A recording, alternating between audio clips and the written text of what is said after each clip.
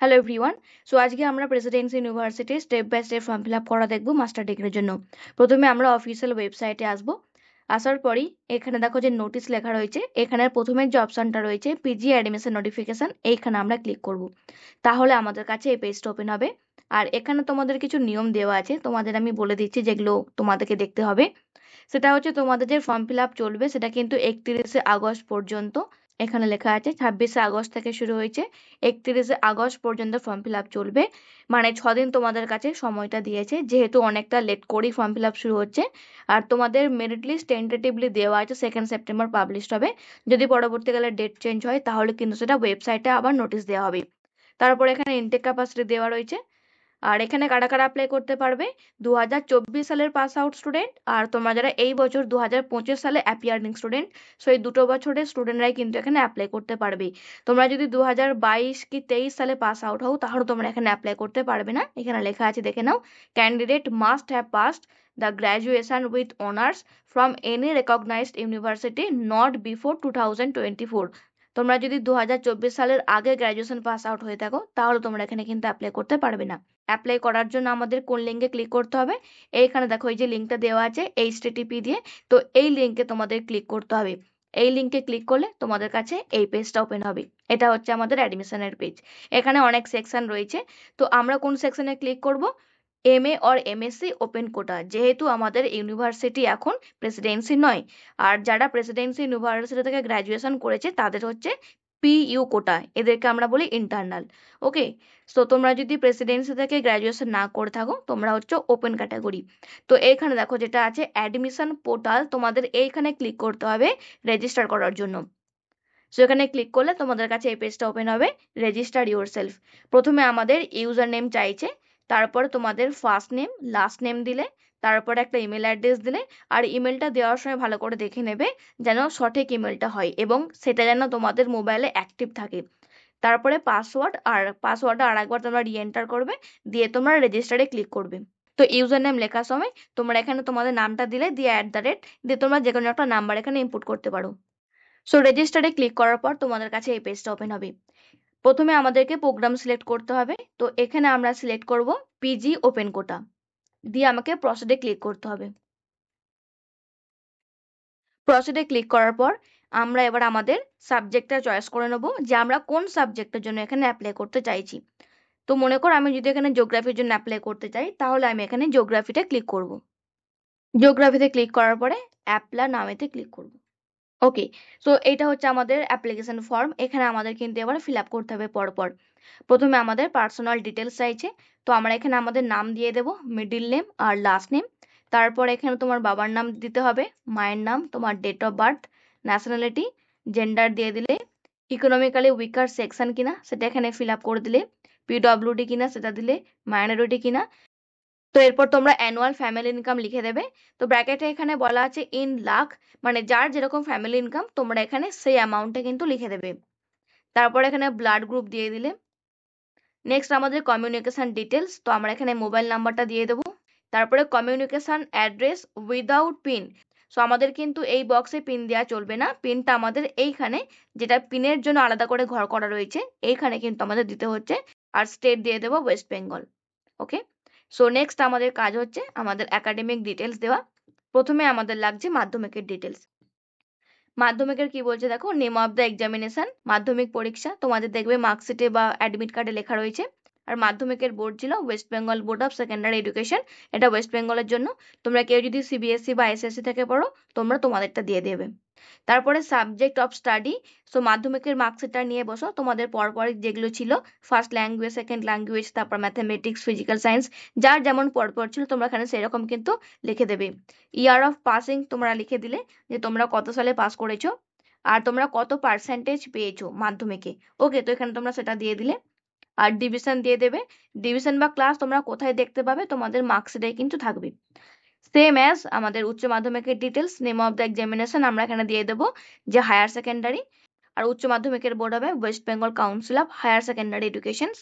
দেন আমাদের উচ্চ মাধ্যমিকের কি কি সাবজেক্ট আমাদের ছিল, আমরা কত সালে পাস আউট করেছি উচ্চ মাধ্যমিক সেটা দিয়ে দেবো, তারপরে কত পার্সেন্টেজ তুমি পেয়েছো, আর এখানে তোমার ডিভিশন দিয়ে দেবে, যে আউটস্ট্যান্ডিং এর জন্য ও হবে, আর তারপরে এ রয়েছে, এ প্লাস বি রয়েছে পরপর।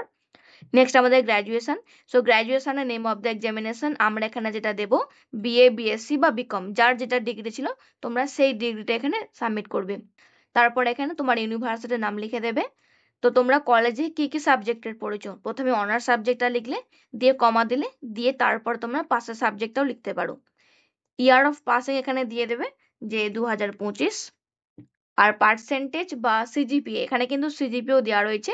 তোমরা কেউ যদি ভাবো যে আমরা সিজিপিএ দেবো, তাহলেও তোমরা এখান থেকে কিন্তু সিজিপিএ দিতে পারবে, এখানে কিন্তু নিচ্ছে। আর এখান থেকে তোমরা ডিভিশন দিয়ে দেবে, ফার্স্ট না সেকেন্ড না থার্ড। বাকি এখানে দেখো পোস্ট গ্রাজুয়েশনে চাইছে এমফিল আর আদার, এগুলো কিন্তু আমাদের কিছু সাবমিট করতে হবে না, আমরা এই 3টে সাবমিট করব। এরপরে বলছে অ্যাপ্লিকেশন ডিটেলস, মানে তোমার ক্যাটাগরি এখানে দিতে বলছে, যে তুমি কোন ক্যাটাগরির মধ্যে পড়ছো, জেনারেল না এসসি না এসটি না ওবিসি এ না ওবিসি বি। তো আমি যদি জেনারেল হই তো আমি জেনারেলে ক্লিক করে দেব।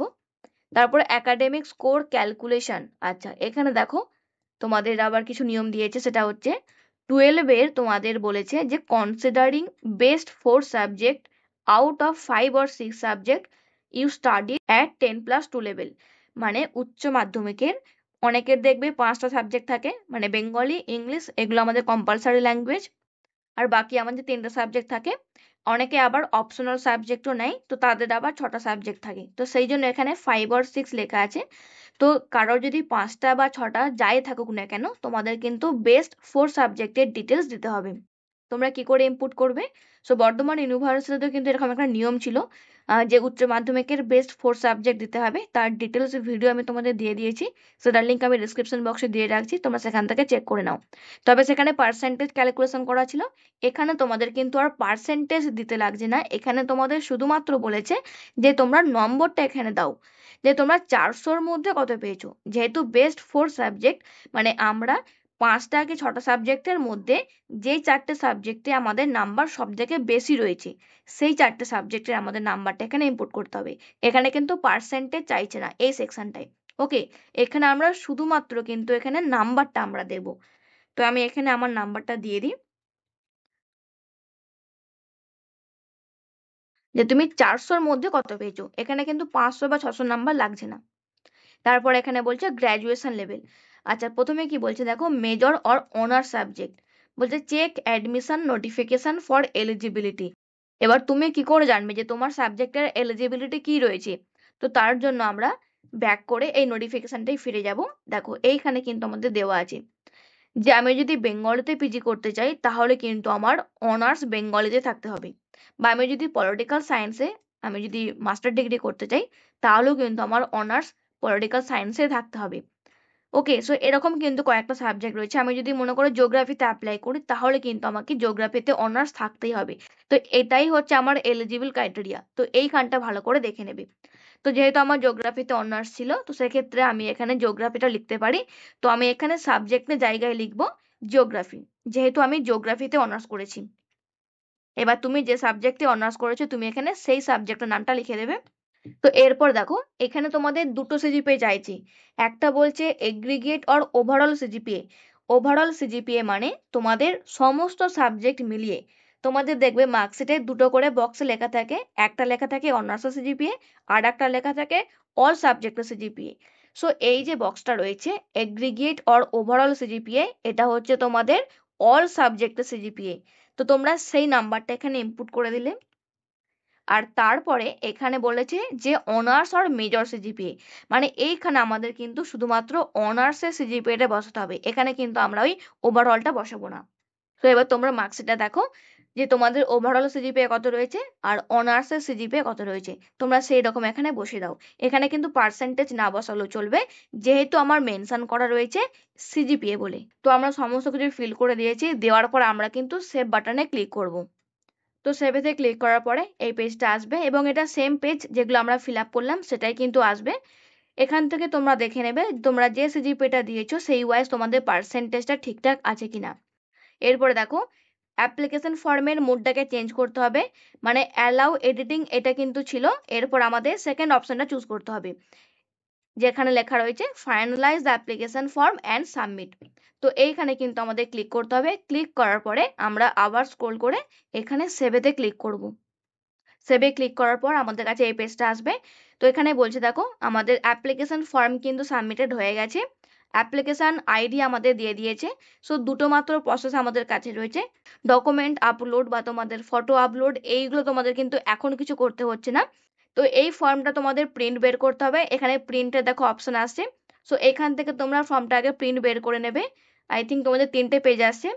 তো 3টে পেজের ফর্মটাকে তোমরা প্রিন্ট বের করবে। আর প্রথম পেজে তোমাদের কিন্তু এখানে পাসপোর্ট সাইজ ছবিকে অ্যাটাচ করতে হবে। আর এটা কিন্তু কালার ফটো চাই, কেউ কিন্তু এখানে black and white photo use করবে না, এখানে কালার ফটোগ্রাফ অ্যাটাচ করে দেবে। তারপরে এই যে বক্সটা রয়েছে এই বক্সে তোমাদের সিগনেচার করতে হবে। আর করার পর তোমাদের এটা কখন কাজে লাগবে, যখন তোমাদের কাউন্সিলিং হবে বা তোমাদের ডকুমেন্ট ভেরিফিকেশন হবে তখন তোমাদের কিন্তু এটা কাজে লাগবে। এই ফর্মটাকে রেখে দিতে হবে। আর যখন তোমরা ডকুমেন্ট ভেরিফিকেশন করতে যাবে এই ফর্মটা লাগছে, প্লাস তার সঙ্গে তোমাদের অরিজিনাল সমস্ত কিন্তু ডকুমেন্ট লাগবে। যেমন তোমাদের অল মার্কশিট লাগবে, মানে মাধ্যমিক উচ্চ মাধ্যমিক প্লাস গ্র্যাজুয়েশনের মার্কশিট লাগছে, plus certificate, government issue ID মানে Aadhaar card, voter card, PAN card, যে কোনো একটা তোমরা নিয়ে যাবে। আর তোমাদের ফটোকপি লাগছে, তোমরা যে ফটোটা এখানে দেবে সেটাই চেষ্টা করবে নিয়ে যাওয়ার, ওকে।